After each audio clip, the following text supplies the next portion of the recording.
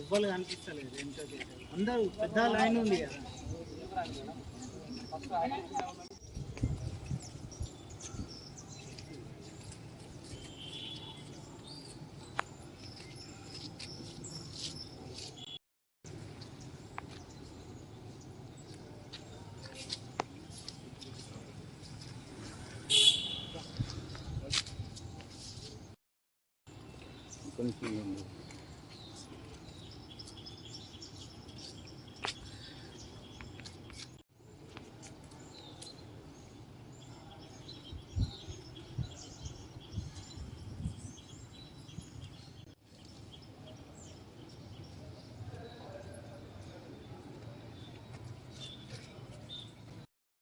తెలంగాణ ప్రభుత్వము గౌరవ కేసీఆర్ గారు మరి అంతకుముందు పూర్వకాలంలో గురుకులాలు ఉండే కానీ తను వచ్చినప్పటి నుంచి ఆ ముఖ్యమంత్రి గారు మరి గురుకులాలను స్థాపించడం జరిగిన తర్వాత మా అందరినీ కూడా మరి అవుట్సోర్సింగ్ విధానం కాకుండా పార్ట్ టైం టీచర్స్గా తీసుకోవడం జరిగింది.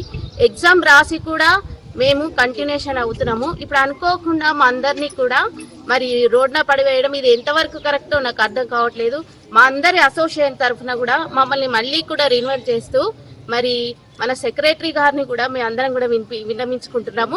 అట్లాగే కలెక్టర్ గారు కూడా అందుకే రావడం జరిగింది. వినయపూర్వకంగా మా యొక్క పత్రాన్ని మేము అందజేస్తున్నాము. మళ్ళీ అందరినీ విధిలోకి తీసుకోవాలని మా యొక్క డిమాండ్స్. జగిత్యాల జిల్లా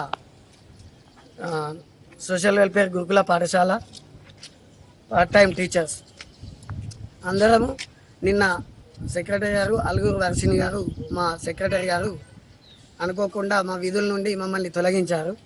అయితే మేము 2016-15 నుండి గత 15 సంవత్సరాల నుండి ఇందులో తాత్కాలికంగా పనిచేస్తున్నాం. ACT, PET, HS, subject teachers అందరం గత 15 సంవత్సరాల నుండి ఇది నైట్ డ్యూటీలు, హాలిడే డ్యూటీలు అనుకోకుండా